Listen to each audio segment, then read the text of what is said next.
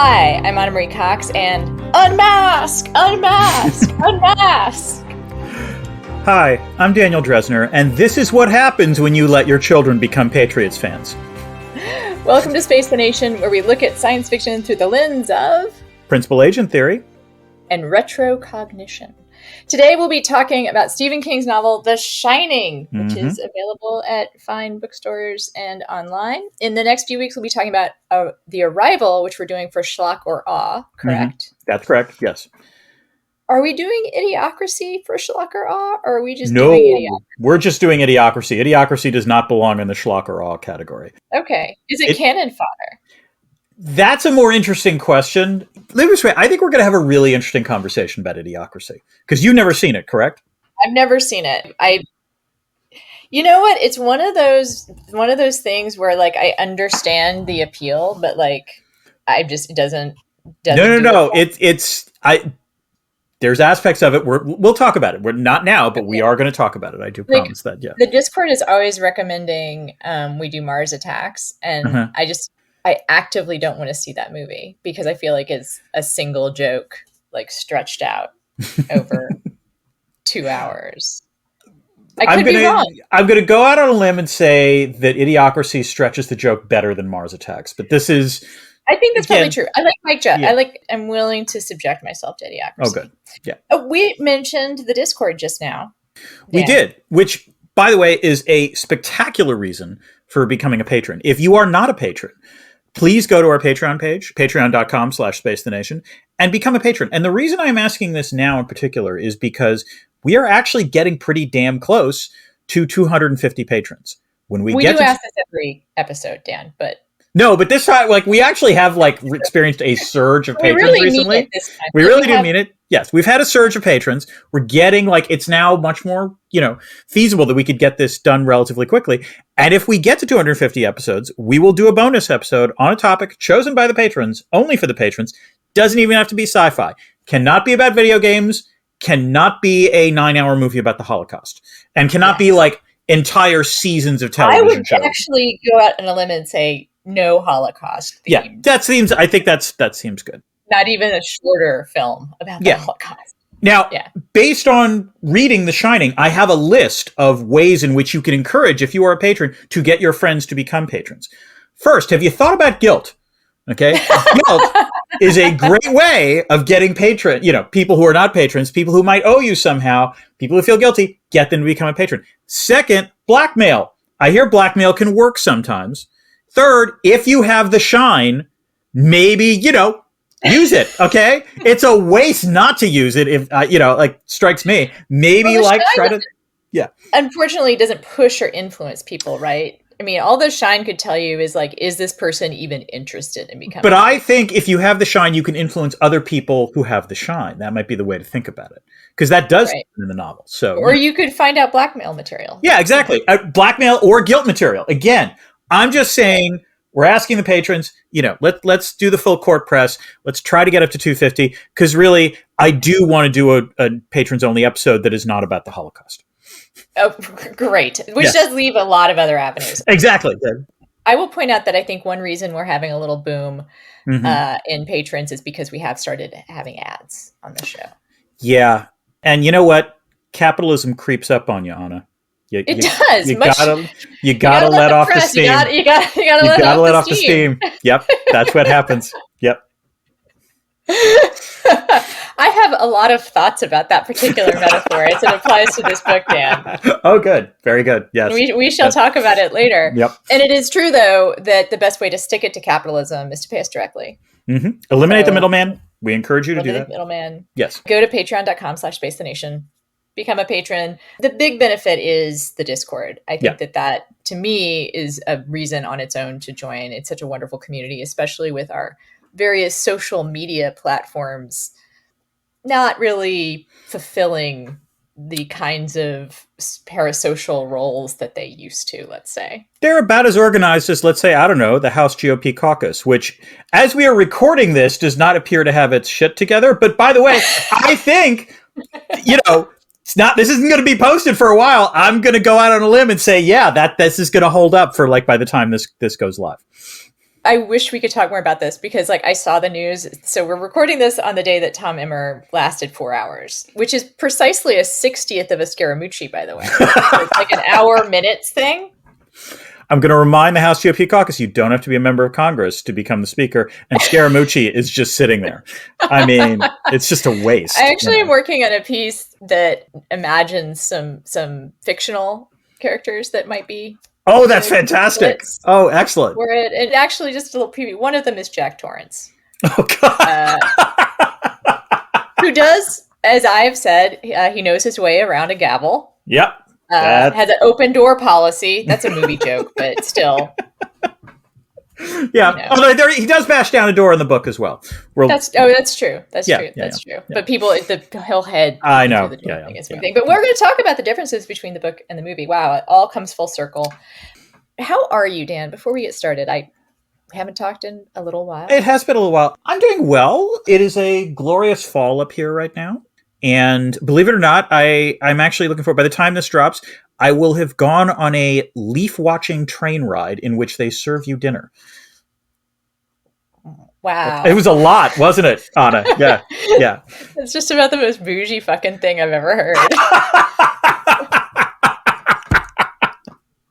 You know what? I'm bougie as fuck, Anna. I'm That's not true, gonna. I own it at least. That's all. No I'm gonna wine say. tasting, also, because that. There's going to be wine served at the meal, I'm assuming. Okay, so, right, yeah, right. yeah. Okay, well, that does sound lovely. Here in Texas, where the weather is always an appropriate subject as well. Mm-hmm. It was 90-something last week. Oh, God. It was high 80s today. Next week, it is going to be lows in the 40s. So, we don't get fall here, which I do miss. Mm-hmm. When I think about Minnesota and what I miss about Minnesota, I miss the near socialized medicine. Abortion access, I was going to say that was protection for trans kids, money for public housing and public transportation. Mm-hmm. I could really go on. So actually, lack of a militarized police, I'm assuming that would also be okay, so there are actually a lot of things I miss, and in fact I've thought about going back, but also on that list is fall. Also on that list somewhere below no militarized police and above the cuisine. Yeah, there you go. I mean, hot dish is fine. Yeah. Otherwise, Texas beats Minnesota, and it's not close in the cuisine department. Yes. So we are going to be talking about The Shining. So we're moving on into the actual content portion of our program. Why are we talking about The Shining, Dan? Well, Anna, it's October, and of course, this is one of Stephen King's, I think, best novels. Yes. It is a scary novel. I don't know if it's the scariest, but let me put it this way, it scared me. And so it ain't rocket science, Doc. Also, I did ask my daughter, Lauren, who took my copy of The Shining and really read it into submission, would be the way to put it. So, she's read it multiple times. I remember her carrying it around with her in high school. And I asked her why she liked it. And she said, the characters are all nuanced and the setting is eerie. And I actually think that's a great one sentence, summary of there's a lot going on in The Shining, but that does capture. That is a very good distilled description of what makes it great. Right. I'd say the only thing that really is missing from that distillation is the beautiful plotting. Yes, agreed with that. Yes. Mm-hmm. What about you, Anna? I recommended it. Yes, you did. It. So that's one of the reasons we're reading it, and I recommended it because it is one of my favorite novels. Period. Just top 5. Probably favorite novels. And it's been a favorite since I first read it, probably in junior high, I'm guessing. Wow. But I read it in early sobriety and it floored me. Yeah. I can see that. I loved it before, but and I knew it was about alcoholism, it's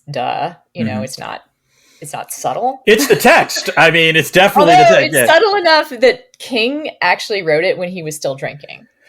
I have to say, it is fascinating to have read this after having read The Mist, because we talked about this. The Mist is for lack of a way of putting it, I could feel King's desire to drink as I was reading that. This is written from a slightly different perspective where he's aware what alcoholism is in a way that, like, which is odd because, correct me if I'm wrong, he wrote The Mist after he wrote this. Yes. Yeah. Yes. And also, but he wrote this when he was drinking. Right, like, exactly. This is not a post-recovery thing. But reading it after I got sober, especially in early sobriety, to crave booze it is hard to conjure what that feels like for someone that isn't an addict. But I think that this book, I think you probably have an idea of what it feels like. Yeah, no, that's the thing about this book is, you can feel Jack's craving. Craving is the best word. Yeah, it's the perfect word. Craving for a drink, and it's very disturbing as a result. Like that's the real. In some ways, that's the deeper horror reading this. Yeah, it is the real monster. Yeah. And so, ex-husband, many things didn't work out. Many things not great. But when he was thinking about getting a sobriety tattoo, I wish that I had gotten this myself, but I recommended, and he wound up getting the room key to 217. That's good. I like that. I have a Mark Rothko on my forearm. Is that what that is? I have never. Did you not know that? I did not know that. I confess. I mean, partially because I always think of Rothko as having uneven shapes. So, like it is actually. I mean, if you look at it. Oh, okay. If we're in person, I will show you. It's a little more uneven than probably you can tell now. Yes. But I'm kind of jealous of the idea that I had for my ex-husband. I guess I could still get a room. You could still. It's not myself, too late on it. Yeah. Because the real villain in this book is addiction and capitalism. We'll talk about that later. But, yes. But anyway, addiction, capitalism, two sides of the same coin. We will talk more about it. Yes, we will. Let's get to previous experience. Anna, you've talked about this already. Is there anything else you want to add to that? I'll add that this happened the first time I read it in sobriety, and it happened when I was reading it over the weekend, which is the scene in which Jack walks into the bar and the bottles magically appear. Yeah. Literally just now my mouth watered. Yeah.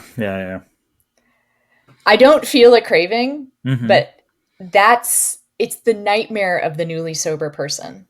It's like to do everything you can to get away from booze and then like have it appear right there. You can't escape. Your addiction is right there wherever you go. So ironically, I hadn't thought about this. I read this during the year I probably drank the most. I'm not kidding about that. I read this the year I was working in Ukraine, and you have to understand on it, like what happened was that the internet was barely a thing when I went over there. And so basically what I did was bring a whole bunch of books that I had always been meaning to read and, would finally have the time to, because it wasn't like I had a ton of like other entertainment possibilities. But that year, I remember the first month, the other Americans and I who were on this program living in Donetsk made ourselves a challenge. Could we go 24 hours without having a drink? And we all lost on it because like we were meeting new people constantly. And what do you do in Eastern Ukraine? If you meet someone, of course you celebrate with vodka. And so it was just, I think I drank more in that year than I had drunk in the previous like lifetime, basically. And so, yeah. But I read the book there and was quite captivated by it. That reminds me, my dad taught in Siberia for a semester. Really? Where did he teach? Where in Siberia? I don't remember, but he did a whole thing when he was teaching. He went around and it was part of some government thing, teaching in newly democratized countries, or newly, not democratized, but newly independent countries. Yeah. Newly independent countries followed by Iron Curtain. They needed business schools. Yep. So my dad's a business school professor. But the story he told about teaching in Siberia was that he thought that bottle that they sat down in the middle of the table at every meal was water.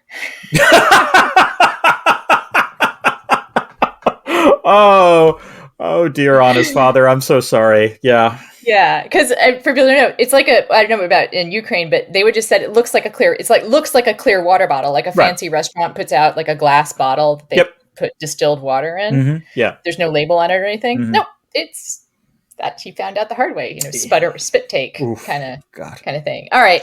Next question. Will this podcast ruin it for you? Yeah, I think the answer is not really. It's safe to say if you read the book, there's an awful lot of foreshadowing about what's going to happen. There's not a lot of twists. It's true. Yeah, yeah. I had to wonder whether King invented this. He probably didn't, but like the for lack of a way of putting it, the moment where Halloran goes back into the shed is like it's almost cinematic. It's like the last like brief moment where you're scared for a little bit. It's like, oh God, could this plot reverse? And like, I don't think I had seen that before in a book that I had read. But then again, I don't read a lot of horror fiction, so I confess maybe that's just me. There's not a lot about this book that's like unique. Mm-hmm. You know, I mean, we'll talk about it. I mean, it's just really good. Yeah, it's just incredibly good. I would say it's not that long. Especially if your only experience is with the movie. Definitely read it. Yes. We'll talk a little bit more about this, but while there's obviously a fair amount of parallels between the film and the book, there are also some significant differences, and it's annoying sometimes. So if you think you know it because you've seen the movie, don't. Go ahead and stop now. Go read it. Come back. Yeah. It's worth knowing the difference. I think they actually kind of enrich each other. I love the movie too. Yeah. But they're different. They're about different things. I agree, Anna. Although, by the way, I've never actually seen the whole film. I've seen bits of it, obviously, but we're going to have to do the film at some point because I already did my astonished face at that, so I won't. Fair enough. I won't react for the sake of the podcast, but that is. But she was legitimately shocked, listeners. And we should do the movie. We will do the movie. But let's go now to the story behind the story. Anna, tell us a little something about this Stephen King fellow and how he got the idea for this. He seems like he could be going places, is all I'm saying. Well, it's actually a pretty straightforward story. Carrie and Salem's Lot, his first two novels, did incredibly well. He became wealthy kind of mostly overnight and left poverty behind forever. He has been a best-selling author since then. And so was able to do a thing which I think you and I I'm envious of. I imagine you would also like it. When he and Tabitha, his wife, decided they wanted to get out of Maine for a year or so, or spend time traveling, he did a open up the map and twirl your finger around and put it somewhere thing, and it landed on Colorado.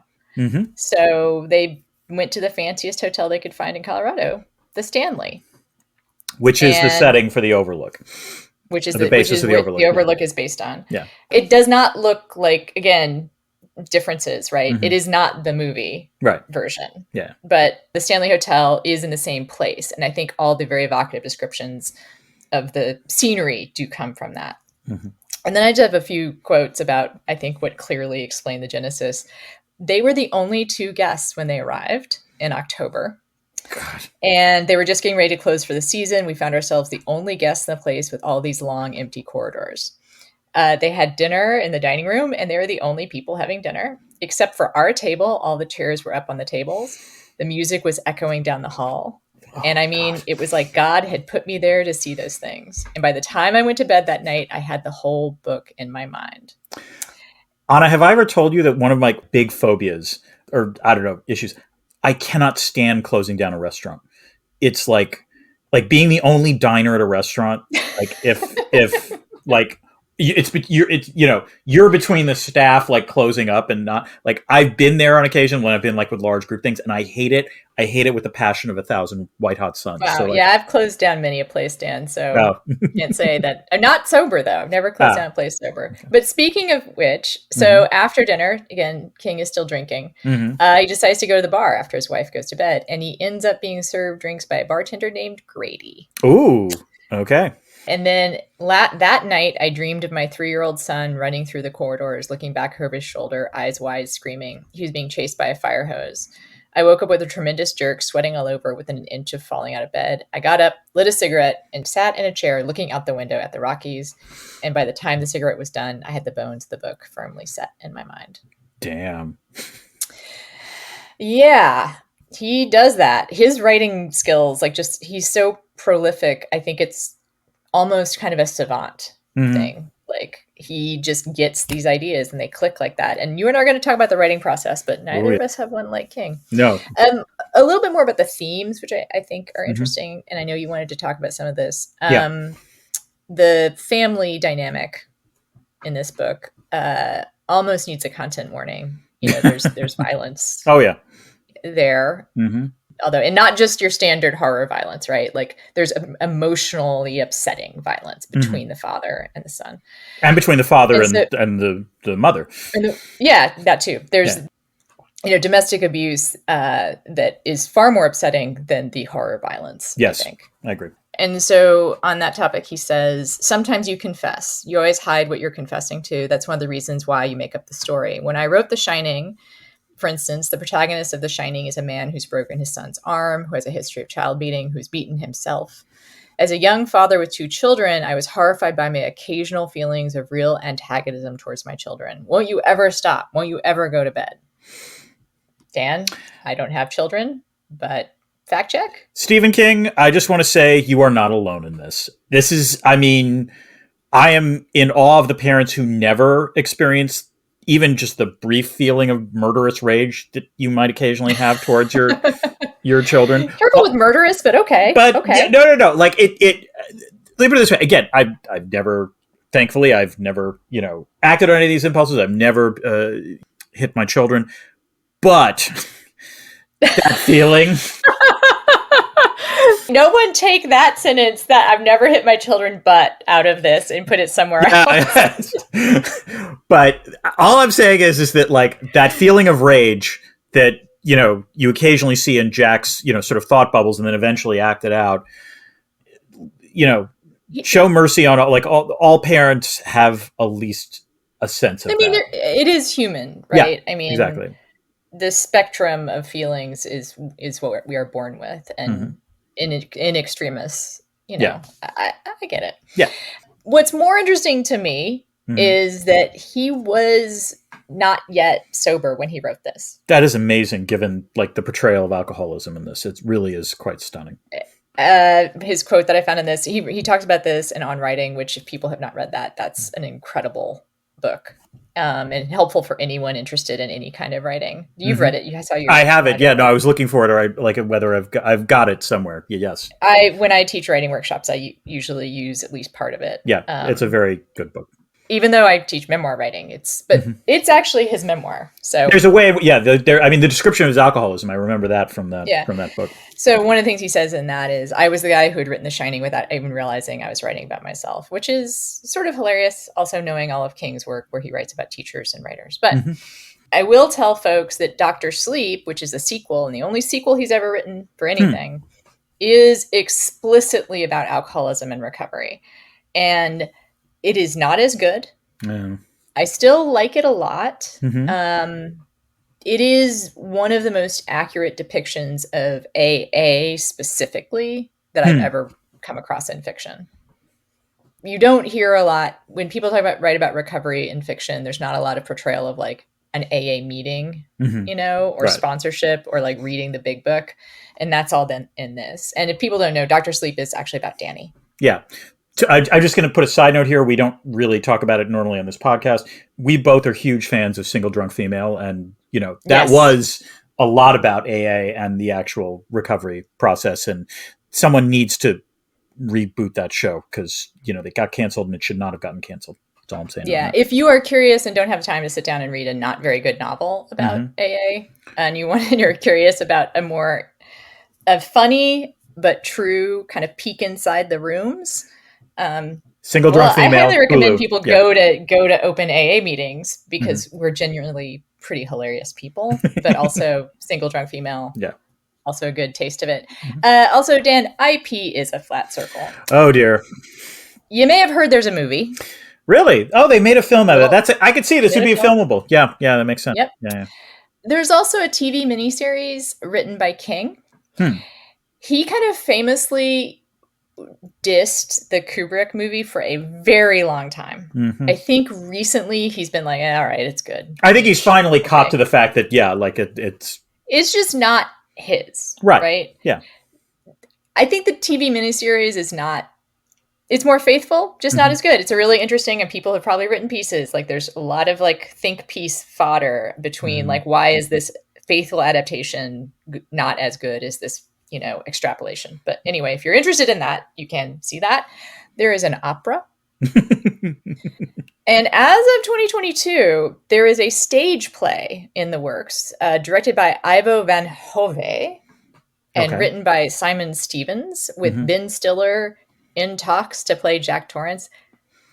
He would be so good. Funny thing, in the book, he's a blonde, as you may recall. He's like a strawberry blonde. No, it's so funny. Because I remember reading in the book and being surprised. Tall. Oh, he's like 6 feet tall and strawberry blonde. Right. Like, I remember being surprised because Wendy was a blonde. I didn't remember his hair being described. It's funny. Yeah.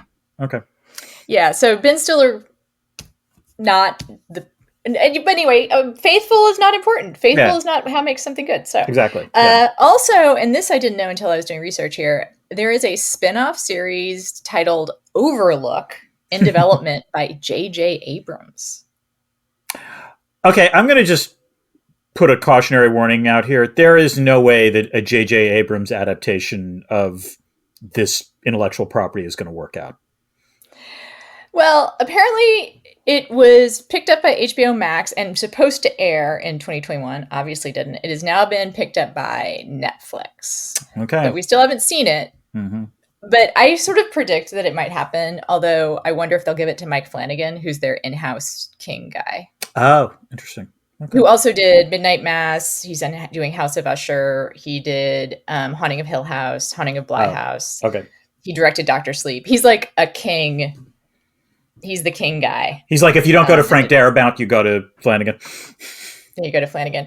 He has also an interesting story that I saw researching this, which is that he got sober after filming Dr. Sleep. Wow. Yeah. And also, I didn't know that Ewan McGregor is sober, but apparently he's sober. Who plays the lead? He plays Danny in Dr. Sleep. So, okay. All right, moving on. Dan? Let's get to Chekhov's What's It? This is the thing that often appears in the first act of the book that winds up being somewhat salient in the third act. Anna, what you got? Well, Dan, I don't know how you can't have Chekhov's boiler. Because it was obvious, Anna. That was what... Do you remember, I think it was last episode, you criticized me for having the really obvious one? Yeah, this is the really obvious one. Okay, all right. Okay, well, what's yours, Dan? Chekhov's Grady, which is the previous caretaker who was discussed in the first act and, hey, kind of makes an appearance sort of in the third act. And that's an interesting congruity in the movie, which is one of those things, like, of all the things that get changed by Kubrick, you would think that the former caretaker somehow being British in Jack's fantasy is a thing that Kubrick would have thought up. Yeah. But no. Yep. That's exactly in the book. Yep. All right, Dan, for books, we don't make you do a act by act synopsis because you got your brain broken by the Gone World. The Gone World has just ever do it again. Yep. So, although this is very straightforwardly plotted. It really is. Let's do the jacket blurb. Let's do the jacket blurb. Jack Torrance was a writer on the rise, Anna. The Eugene O'Neill of his generation, the American Shakespeare. And like many, many writers on the rise, a combination of alcoholism, grievance, and a powerful sense of self-loathing has knocked him off track. He was fired from his teaching position in a Vermont boarding school. Needing to support his wife, Wendy, and his very precocious 5-year-old son, Danny, Jack needs some work. His friend Al gets him a temp job as the winter custodian of the Overlook Hotel in Sidewinder, Colorado. Talking about a meeting of supply and demand, Anna. Sure, the hotel has had a checkered history, but the current management has made it a going enterprise. It just needs someone to tend to the boiler during the winter months when the roads become impassable. That boiler creeps, Anna. And the way... It creeps. Yep, it creeps. She creeps. And this way, Jack can finish writing his play. When they arrive, the departing cook Halloran learns that Danny can shine. In other words, sense the thoughts and emotions of others, as well as experience the occasional premonition and sense memory flashback. This is a troubling gift at a hotel with so many bad memories. Just going to point that out. As Jack grows to like the Overlook more and more, Danny is learning to fear it, particularly room 217. As it gets colder, lots of feelings grow much, much stronger. Jack's need for a drink, Wendy's sense of danger, Danny's fear of many bad things happening, and his need to psychically reach out to Halloran. How's it going to end is unclear, but I think it's safe to say that Jack might not finish that play. Anna, does that about sum it up? Sure. I think that's a good basic plot description. I think that, for the purposes of our discussion, I would just want to bring forward some what I think are important themes. One is Jack's temper. Yes. And the sort of linkage between that temper and what I would call workaholism. I like that. Okay. Being a dry drunk. Right. As someone who's been through all of that, right? I have to say, as I was reading the book, like when we learned how Jack got sober, as it were, I kept like putting in the notes, man, you need AA. Go to AA, Jack. Yeah. I mean, so when he gets sober, I mean, I was actually going to say, I was going to ask you to list your scariest scenes. And preemptively, I'll say right now, I think the bicycle crash scene is horrifying. It's not supernatural. Right. But as someone who did occasionally drive when I should not have. And at least once, I never came close to hitting anyone, but I did one time, like, kind of sideswipe a parked car. And had that horrifying, really. I mean, I only did it a few times. I would say I only did it a few times, but there is probably not an alcoholic out there who has not done it at least once. Oy. But so this is a scene in which he and his pal are driving drunk on, rural road, and they spot a bicycle in the middle of the road. And I bet this is based on something real for him. It just has that feel of it to me. It's very specific, and I also like that you never know what actually happened. It's a wonderful. Yeah. So they hit a bicycle, and they think, we surely must have hit someone or something, because what is this bicycle doing out in the middle of the road at like 1 o'clock in the morning? Right. And it's a harrowing description, I think. And that is what prompts. It's an appropriate scared straight moment would be the way to put it, I guess. Yeah, and that scares him straight. And he and his pal, drinking buddy, go cold turkey. And that's a really good reason to go cold turkey. But what happens to him is like a really good example of why recovery is often best experienced as a communal thing with a spiritual aspect, with a program that you can use to work through the emotions that have kind of gotten you to your addiction, or that you were sublimating because of your addiction, or through your addiction, because Jack's major emotion is rage. Yeah. Well, rage and self-loathing. So that's what gets him. Rage and self-loathing and resentment, which are the 3 horsemen of 4 for alcoholics. And which, by the way, the 4th I'd say is self-pity, which is another one that he has. Which he does have, yes, that's good. Yeah. And his inability his rage, he'd also be kind of a rageaholic. But I think that the descriptions of his anger are one of the one of the neat tricks in the book, which is that even though he thinks some terrible thoughts and does some terrible things, like, you get it, you understand it. Yeah, I think one of you know why he goes where he goes. The thing that King does incredibly well is establish the interior monologues that all the characters have. So I think in some ways, the number of times that Jack actually loses his temper is not that many. I mean, it happens, obviously, but the number of times that Jack wants to lose his temper is many, many times. I mean, literally, the book starts off, the very first sentence of this book is Jack thinking, you officious little prick, talking to the guy he's got to interview for the job. And that was the thing that struck me. It's like, from the first moment, you understand this is a character filled with resentment and anger. Yeah. Yeah. Yeah. And I think this gets us to what I really love about the book, which I know you also want to talk about. Maybe we'll save it, but it's that you understand every character. Yeah. Like, every character's motivations are understandable, intelligible, and even when they're the kind of thing that seem like a bad idea, like, you understand why they're doing them. The way I would put it is that they're emotionally logical. Yeah. There is not a false beat in this novel. And indeed, we'll talk about, we can talk about this now, but like the thing that struck me, the moment, it was funny, rereading this book, I wasn't sure how I was going to feel about it. And I was more impressed, I think, this time around than before. And the thing that impressed me this time, it's the scene where Wendy and Danny are driving down to Sidewinder for what is going to be the last time, clearly, before the snow sort of, gives them in.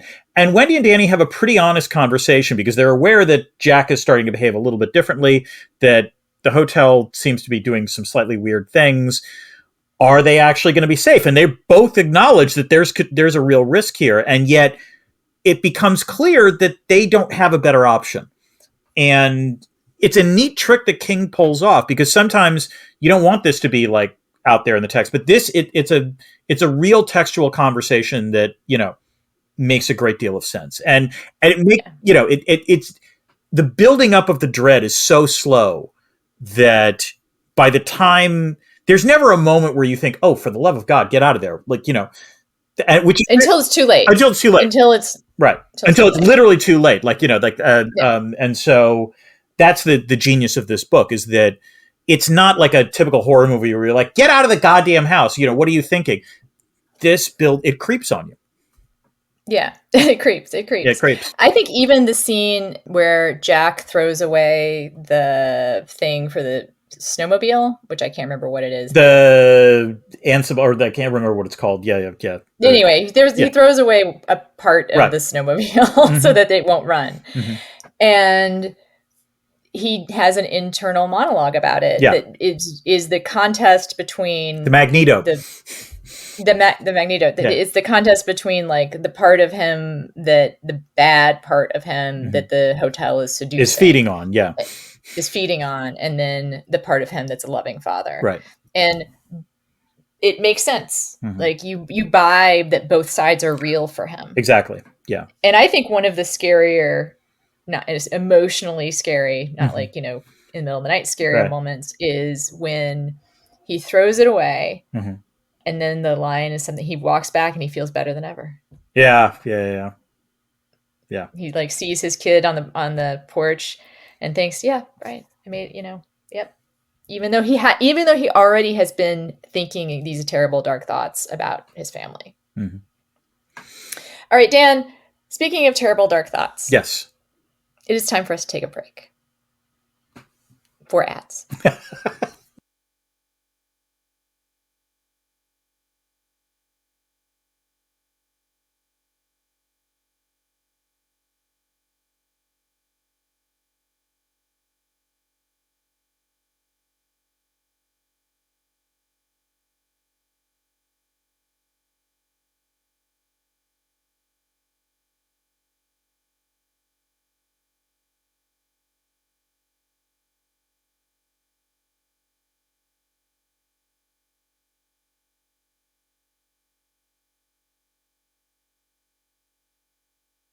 And we're back. And that had to have been one of Anna's best segues ever. That was awesome. All right, let's get to, how is this science fiction different from all other science fictions? As you said, Anna, I don't know if it's not so much that the elements of this novel are not, terribly original, in that sense. But I think what makes it different is, again, the perfect plotting. It's a well-crafted novel in that I admired all the characterizations, all the sort of setups. We'll talk a little bit about Halloran, who's just some of the patrons have asked about him. But like on the whole, the three main characters, all, very effectively rendered, and just the slow building of dread. And also the occasional moments where the dread temporarily alleviates. Like the scene in the psychiatrist's office where Jack finally admits he wanted to break Danny's arm. Like in some ways that's a breakthrough. That like the fact that he actually said that is, and then he's an alcoholic. Exactly. The fact that he says those things, it actually like, I was like, oh wow, that's great. You actually did that. And like, it puts the reader at ease. And then of course things get worse. I would say that what's great about the plot is, so he moves all the pieces into place very elegantly in terms of like blocking off the exits, right? Exactly. Like he puts people where they need to be, and then he slowly like blocks off all the exits. Right. And then on the emotional side, when we talk about the creep of the tension, one of the things he does is actually, the metaphor of the boiler is really good, because he lets off steam every once in a while, right? Like gets more and more tense, and then there's like a scene of like Thanksgiving where they have like a really good Thanksgiving. Yeah, exactly. Or they like go and play outside the hotel, or they have a breakthrough between the two of them or the three of them. And so the pressure is released, and there's this little bit of hope, I think, on the reader's part, that it's like, okay, well, it's not actually going to go well, right? But you've given me a glimpse of what it would look like if it went well. I mean, this might be like as you point out, the treatment of alcoholism in this book is extraordinary. It really is. The other thing that I realized, maybe I didn't think about this the first time I read it, but reading it this time, what struck me was also how you can be in an abusive relationship would be the way I would put it. It's the mindset of being in a relationship where you legitimately love someone, even though they abuse you. And like, it becomes a cliche sometimes when you see it rendered on film and television of like, oh no, he's really a good guy when you get to know him. What King does is give us the time to understand why Wendy loves Jack, why Danny loves Jack. The fact that there is some good in him, which, therefore makes it harder for everyone to leave and realize that they're in an unsustainable situation. And so it's not just about alcoholism, it's also about abuse. Yeah. I mean, when I think about like what makes this a great novel and just not a great horror novel, right. I think it's that part of it, in that it's he, as skillfully as any author I've ever read, shows this very difficult sort of balance of a terrible relationship that is full of love. Right. Exactly. Yes. Because his depiction of the love among that family, I find incredibly moving. Yeah. Like when things are good between the three of them, you get it. Yeah. You get it. I think a subtlety that I like that you kind of don't see everywhere, also speaking of like sometimes unspeakable emotions on the part of parents, is Wendy's jealousy of the relationship between Jack and Danny. No. The thing that makes this book really sing is that Wendy is not this. It would be easy to just treat her as an innocent victim. Flaw in the movie. Yes, it's the Wendy in the movie. Right. If you don't like Shelley Duvall's Wendy, the book will satisfy you, I think. But what you were going to say, Dan? Well, no, that Wendy is not a perfect character either. As you say, she has those kinds of thoughts as well. And so, the fact is that in some ways, King lets us peer into the minds of all of these characters, and they have some dark places, but this doesn't mean that they're repugnant or repellent. They're human. And so this is why, it works. And in some ways, the key moment, what makes, I think, fundamentally, that this book is amazing in a lot of ways, but the fundamental moment that makes this book work is the final scene between Danny and Jack, where for the briefest of moments, Jack, the good father, takes over and lets his son escape. And, which is, correct me if I'm wrong, very distinct from what happens in the film. Yeah. But like in the book, that was the thing I remember reading the first time, being surprised by. I wasn't expecting that to happen, and in some ways, it makes it all the more tragic. And again, it's a well done characterization and well done plotting of like what is a slow creeping sense of dread. Yeah. All right, Dan. There aren't a ton of characters. No. in this book. No. We've mentioned, I think, all of the major ones. Yes. So do you want to say anything more about them?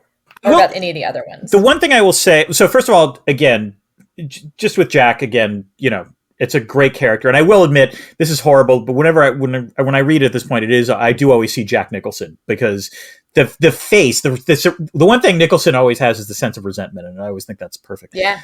On the page, the thing that impressed me the most was King's treatment of Danny. Because I was going to ask you about this, because I know you don't like child characters. You don't like children in movies. You don't like children. Period. Danny in this book is admittedly precocious, but he's also definitely a kid. And I thought the way King handled this was, again, extraordinary. Like, he has the thoughts of a child. It's admittedly a precocious child, but still a child. Yeah, my sense of what is normal for a 5-year-old, like, I don't know what that is. So from that perspective, sometimes it feels like he seems really precocious for 5. Yeah. Oh, he definitely is. Yes. Really precocious for 5. But he is definitely a kid. Yeah.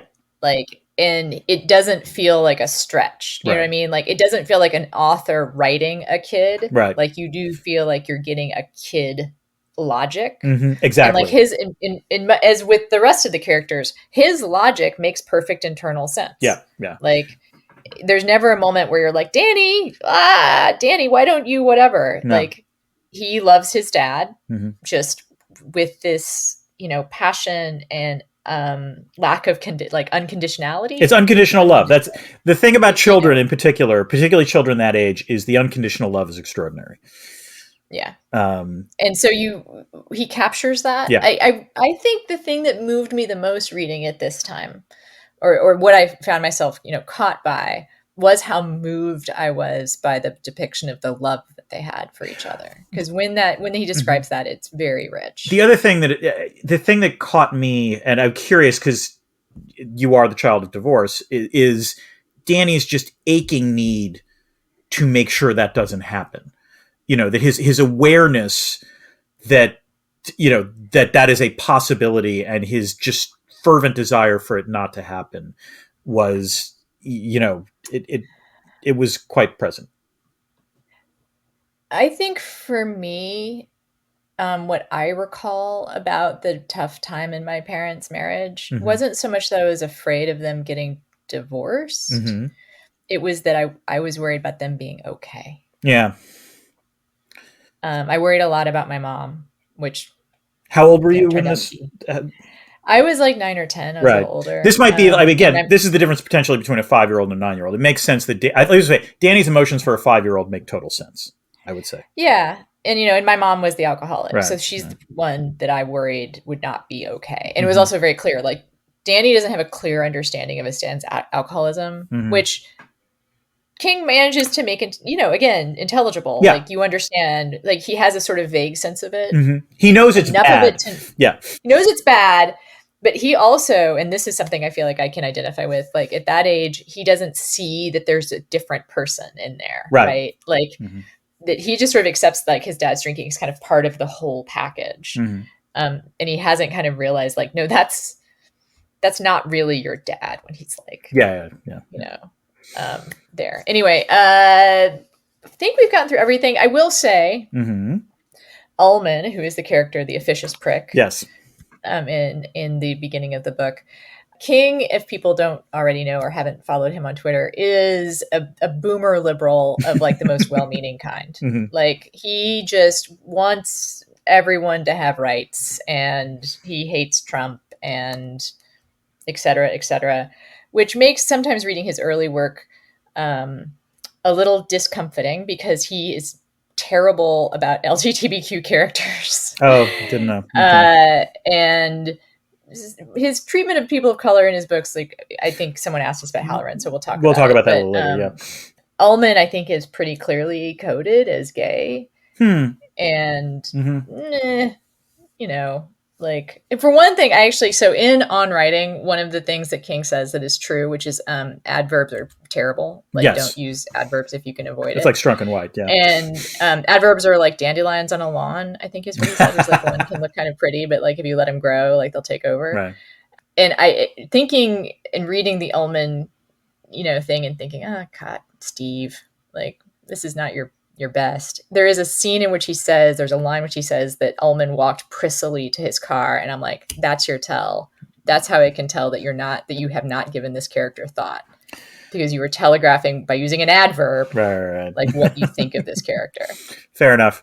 Although what I did like was that he at least let Ullman be competent, which was the important. Yeah. But yeah, that's fair. Yeah. The other thing I'll say about other characters is, in Halloran's journey, which I think you counted as like kind of the least plotting wise, like the least well crafted of what is still a very well crafted. Right. Exactly. Book. Yeah.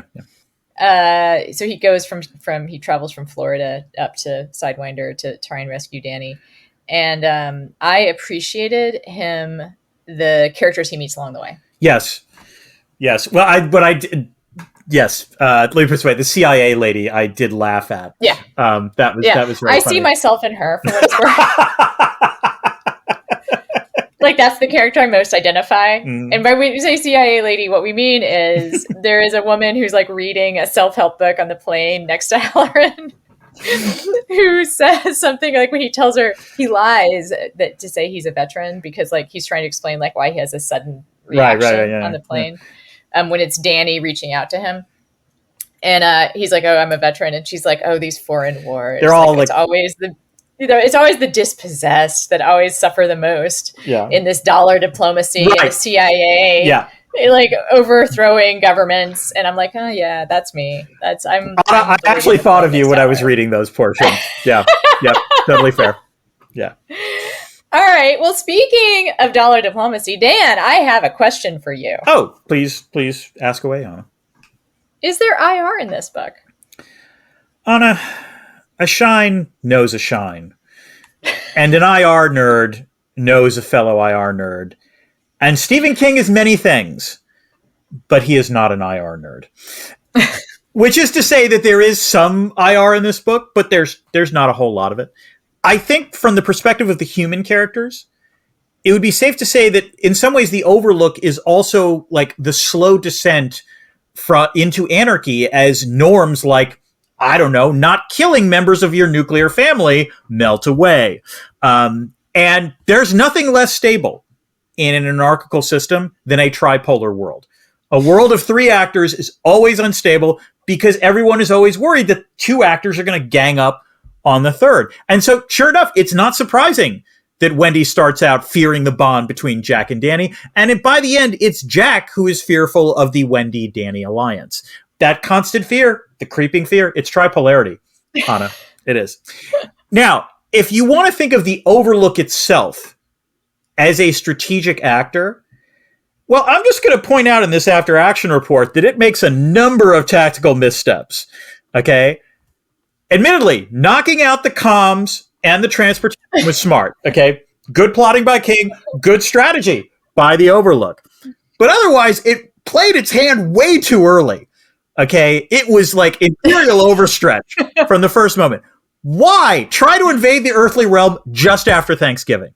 Okay, let things play out for a few months. You've got months where no one is going to get to this hotel. Months to like slowly get Jack to do everything you're bidding.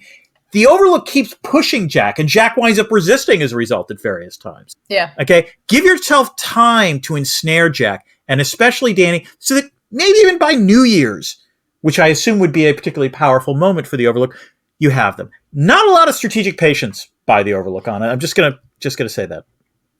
I think that you could hire yourself out to some kind of think tank that advises poltergeist, and which I assume there's one. You have to think so. Yes. Yeah. I'm available to advise. Foundation. I think Rand. Come on. Oh yeah. They would do it. They would. All I'm saying, anti-supernatural phenomenon trying to engage in, capturing territory on this celestial, on the earthly plane. Yeah, you know what? I'm going to have to set up an LLC for this one. Speaking of LLCs, Anna, I actually have a question for you. Oh, what is it, Dan? Is there a critique of capitalism in this book? Dan. What dark nest have we poked our hands into? What is in there to sting us? It's capitalism, Dan.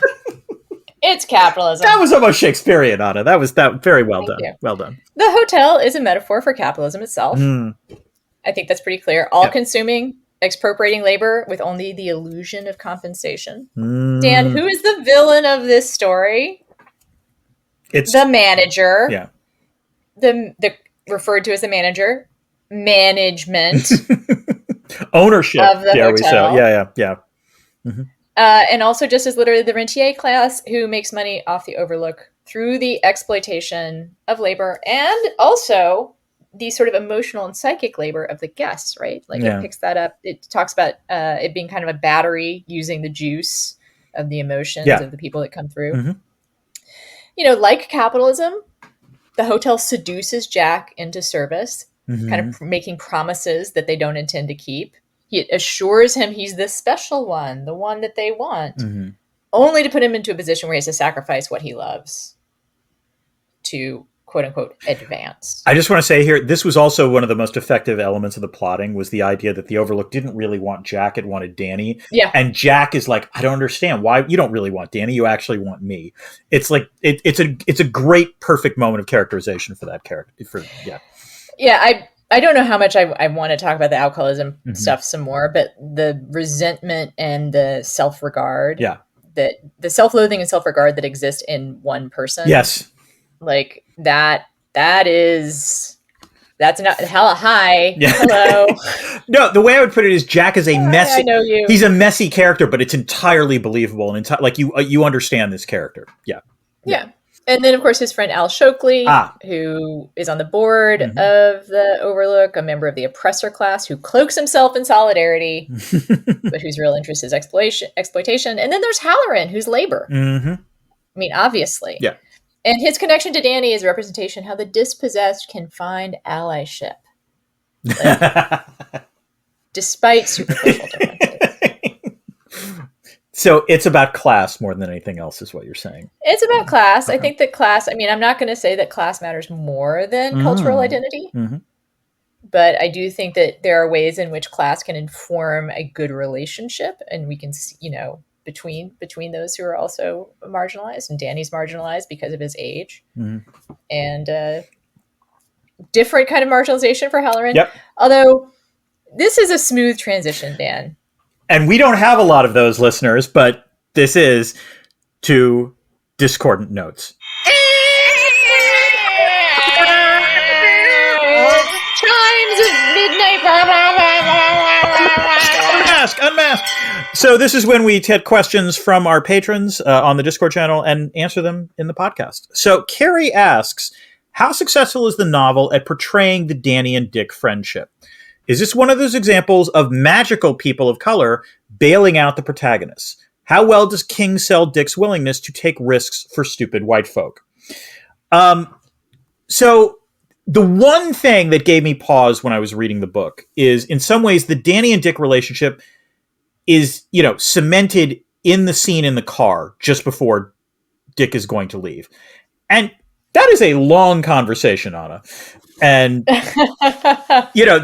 King sort of has Wendy looking out there like being a little bit concerned. But in some ways, that was the only problem I had, was that the idea that, like, if you're a parent, you're going to let your 5-year-old go into a car with someone that you have just met. Right. That's a touch dicey. I noticed that. Yeah. That said, the character of Dick, I don't really see as a real problem in the book. I mean, you said before that King tries real hard, in the way that a white boomer liberal will, to, portray people of color. I think, again, as a white person, this did not strike me as a terribly bad version of that. And, I mean, yeah. Compared to Shawshank Redemption. Sure. Like, right. Not quite as magical, not quite as condescending. Right. That is a low bar. Yeah. But. So I didn't see it as a real problem in the book. I mean, I think Halloran also has his own life, as it were. And that's, in some way, the scene, I think what makes it work in the book is that there is a long scene in Florida before Halloran gets Danny's message. And that's the sort of key to that character working, because you get to see him on his own, not having to worry about anything. And he also has doubts. At some point, he's like, what am I doing for these white people? Right. I think he's literally is like... He says some version He doesn't call him stupid, but he's like, why am I risking everything? And likely he has a premonition he's not going to survive. Why am I doing this? This is where, however, I do think in part of the issue is the melding in people's minds of what happens in the book versus what happens in the film. Yeah. Because in the film, correct me if I'm wrong, Anna, the Halloran, played by Scatman Carruthers, does all of this, gets to the hotel, and is killed pretty much instantly, correct? Immediately. Yeah.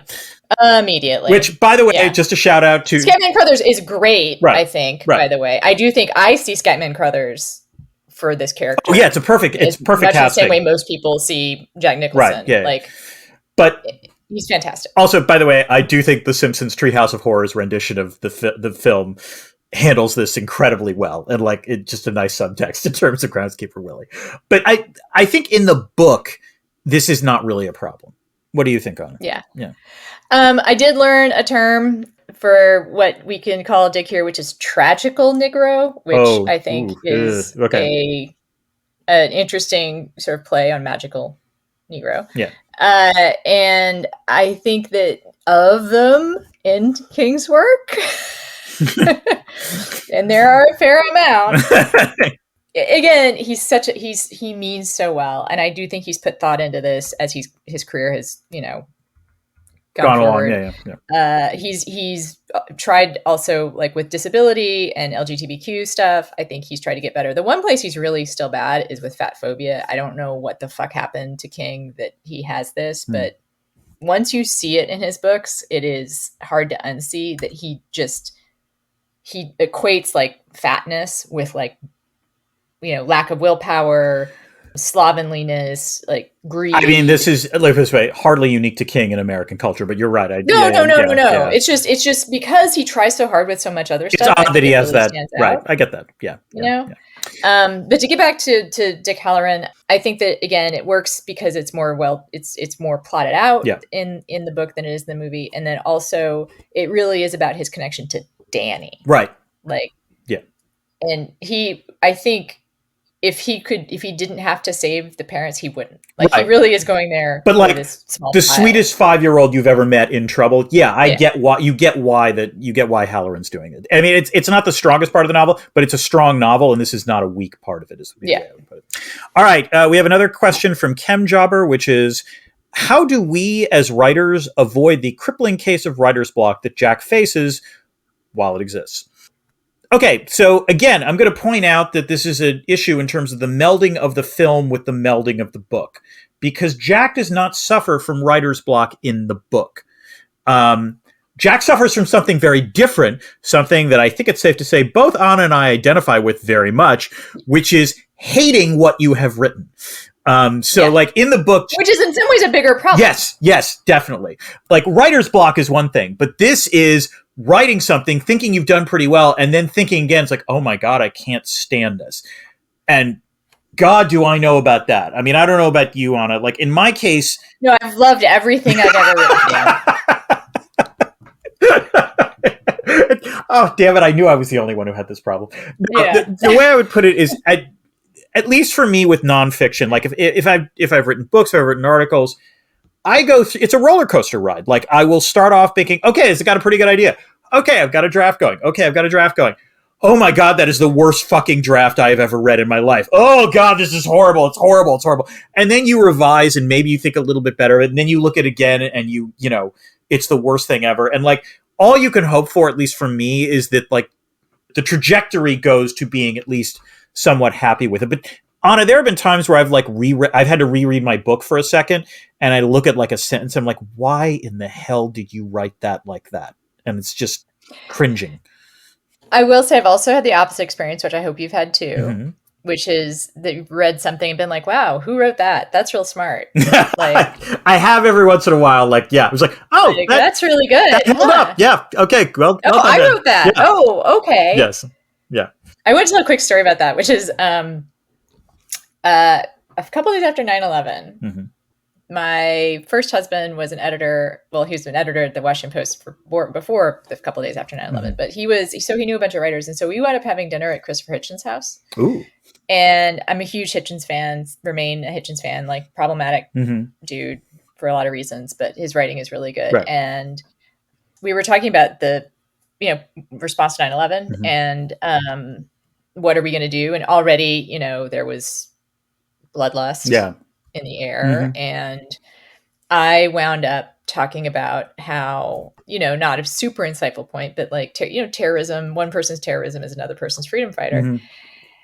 And then as I said it, I was like, oh, and you wrote that. Like, that is like it's like Hitchens' thing. Oh, wow. Okay, that's pretty good. And I realized as it was coming out of my mouth that, like, oh, where I had read that quote, like almost that exact quote was like in a Hitchens piece. And I turned to him and I was like, oh, and you wrote that. And he was like, oh, I did. Yeah. That's good. That's quite good. You know what? That makes me think more favorably of Hitchens. Because it is a great line, but I love that he forgot that he had written that. It's like, oh, yeah, okay, yeah. Yeah, that is good. That is good, he said. Also, he is someone, he had a fifth of Johnny Walker next to his dinner plate. That's... Well, you know what? It's probably good he didn't have a family and go to the Overlook is the way I would put that. Yeah. So I will also say on the procrastination front, what is writer's block like for me? Yes. I have a very clean house. Very clean. What I will say is, honestly, I don't know if I've ever suffered from true writer's block the way that Jack in the movie is portrayed at, but there have been times where I've had versions of this, and my way of dealing with writer's block is not so much not writing, but just not writing the thing I don't want to write and writing different things. That's such a yeah. Wow. Yeah. I wish I was like you, Dan. I will say, in all seriousness, this was one of the biggest benefits to me of blogging. I honestly think that, like, blogging for me and the Substack now or whatever, there is a virtue in writing aerobics, for lack of a better way of putting it. And so, it means that if I don't want to write the other thing, I can still write something. And that actually, it's nice to feel like you've at least written something during the day. Something like that is true for me as well. Yeah. Dear Jessica, who sometimes helps us out, who is my kind of like assistant person, my work wife for hire. Mm-hmm.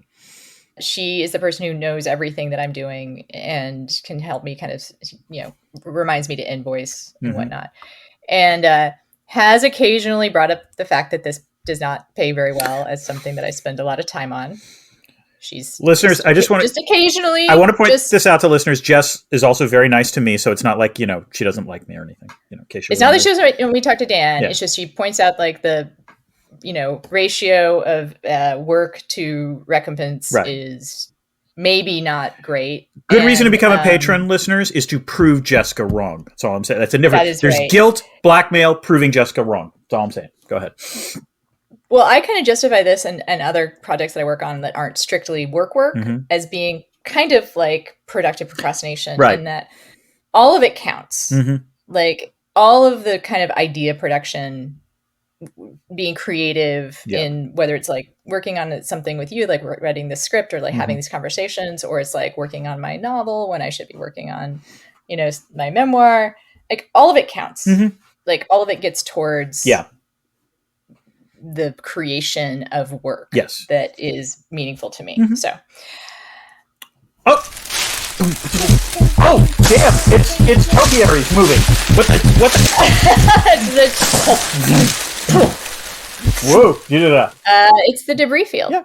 This is where we talk about the stuff we haven't already had a chance to talk about. And Dan, I will say right off the bat that the thing that we have not talked about that I kind of want to talk about is how beautiful some of the writing is. Oh. And I have a few examples. Some of it's like the purpley stuff, not purple, but like the descriptions of the environment. But I think some of the interiority descriptions are really good. Yes.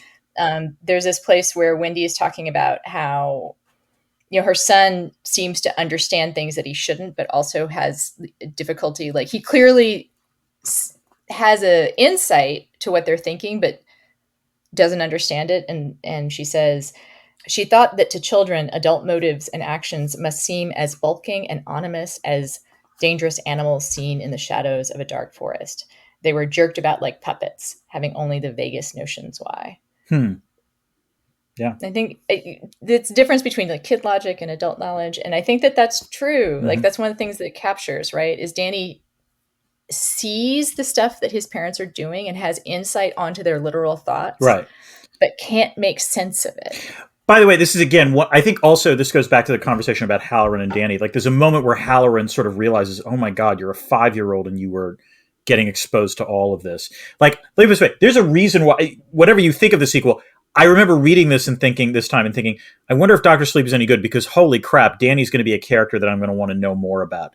Because like the trauma of just having to do this. Like it is worth reading if you like him. You will like him in the book. It's just not. Speaking of plotting, like the plot's a mess. Okay, like that is actually the writing is very good, and Danny is a great character. The plot is a mess. His villains are some of the silliest villains he has. The only line I want to talk about, because it was in some ways one of the more frightening lines for me, is when there's a moment where Jack calls Ullman. And this is where like he's first starting to behave erratically, and he, is trying to call him to almost like threaten him because he's found out some dirt about the Overlook. And, what King says about him is that, his headache was all gone now. There had been that one flash of pain, and that was all. His mind felt sharp and accurate, all the way down to millimeters. It was the way he usually felt only when the writing was going extremely well or when he had a 3-day drink buzz on. And that was terrifying for me. Like the idea that like, again, it's partly as a writer, but like the idea like you would have the same feeling on going on a bender as going on a writing bender, as it were. And like, that was just Have we not talked about this? No, I don't know if we have. Which is that I would say that for me, the high of writing, the closest, I mean, it is like it's the closest thing to an actual Mexican writing binge, as it were. Yeah. Like when you've gotten something right. I believe we have talked about this. Yeah. There is a little bit of a high to it. No, there's definitely a high to it. I agree with that. But it never occurred to me, I guess, to compare it to like the high you get from drinking. And that was that for me, that was just like something that like threw me off kilter for a second. Any other passages, Anna? Yeah, there's one just very short one. Jack is thinking about some wrong that was done to him, which he does. He does a lot. That old memory rose up like a stone, filling his mouth and blocking words. That's good. I don't know if there was a specific passage, but I will say this. The description, the pages where King describes Jack beginning to do all of the drinking tropes without actually drinking. So the wiping his mouth with a handkerchief, the chewing of the Excedrin, particularly the chewing of the Excedrin, like that, it was just, it was unsettling. It's incredibly well rendered. And I'll say, as someone who's been in relationships with people who have relapsed, that's another thing that is really powerful about the book. And as someone who's relapsed, actually, I'll say it from both sides. There's Jack, which when he sees Wendy suspecting that he's had a drink, right, and he hasn't. I know that outrage. Yeah. Of like, you think I've fucking had a drink and I haven't. Right. So when are you ever going to stop suspecting me? Right. When are you going to like give me fucking benefit of the doubt? Yeah. Right. And then I've been that person who is on the watch for any kind of deviation from sober behavior. And that is, that's a hard thing for a relationship to get past. Yeah. Get past, whether it's a romantic relationship or a familiar relationship of any kind. I also will say, so I talked about how he describes cravings and stuff, and there is one description of cravings that I want to read. I think it is when it's the scene I talked about when the bottles suddenly appear in the empty bar. All the same, a bitterly powerful wave of nostalgia swept over him, and the physical craving for a drink seemed to work itself from his belly to his throat to his mouth and nose, shriveling and wrinkling the tissues as it went, making them cry out for something wet and long and cold. You should do an audiobook of The Shining. I'm just going to tell you, you make it playing off the page. I'm a podcaster, Dan. I've worked on my talking. I just wanted to say, we didn't talk about, we talked a little bit about scary portions of the books. This time around, the thing that actually freaked me out a little bit was the moving topiaries.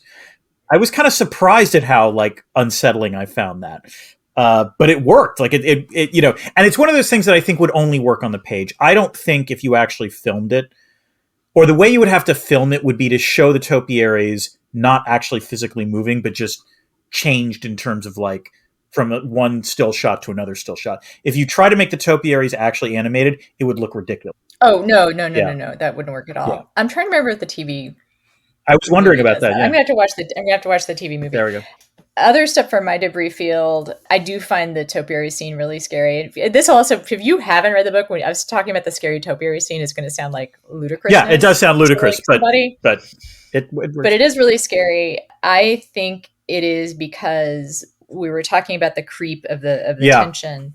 And this is true of the Kubrick movie as well, which is that not a lot supernatural happens for a while. Right. There is everything, and this is something that's just point blank true in the Kubrick movies. There's only one truly supernatural event in the Kubrick movie, something that can't be written off as imagination, which is the being locked in the pantry. Right. And then being unlocked. Being let out, being unlocked. Right. There's more supernatural than that, but it does take a while to get to things that you really have to be okay, no, that was done by someone. It's a slow progression of these people have flaws to these people are imagining things to, oh no, there's something else going on. Yeah, I agree. Or that can be written off as imagination. Right, exactly. Especially for Danny. Yeah. Right. This is a small thing, but I actually found it very amusing, is that, the last scene of this book, the epilogue takes place in Maine. And I did find it very amusing that in a Stephen King novel, the Maine section was the safe place. compared to everywhere else. Like I found that very, very amusing.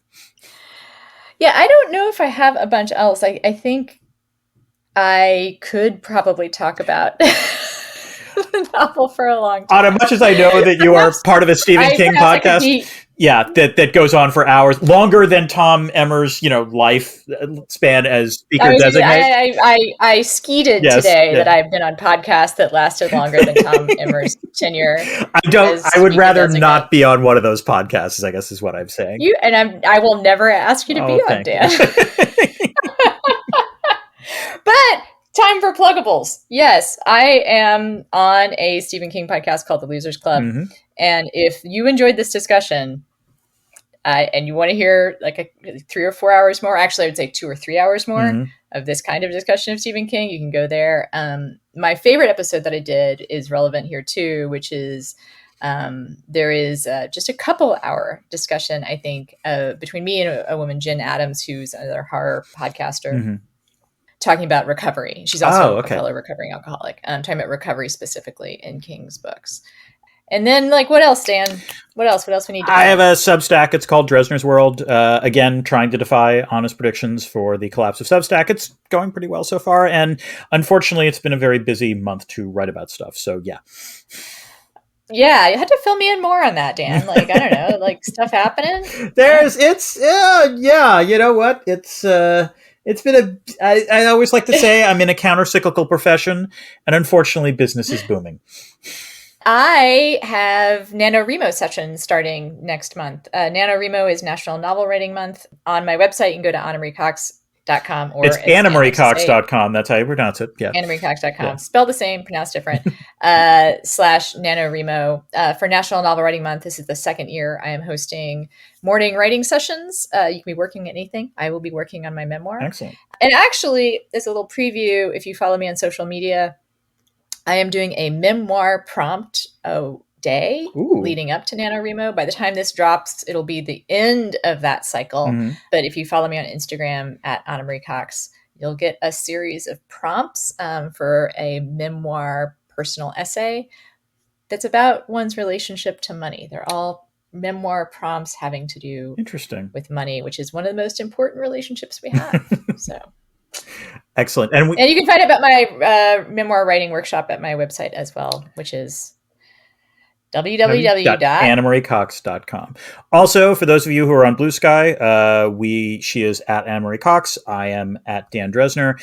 If you need an invite, also it's pronounced AnnaMarieCox for Blue Sky. Is it pronounced? I'm sorry. Yes. Join that. It's got a nice vibe so far. I've been enjoying it. So, Yeah, it worked. I have some codes. So do I. Discord. Hey, another reason to join the Discord. Yes, if you want to become a patron, we will give you the codes. Yes. Just to Blue Sky. Yep. Yeah, exactly. All right. We have The Arrival coming up and also Idiocracy. And until then, keep this channel open for more.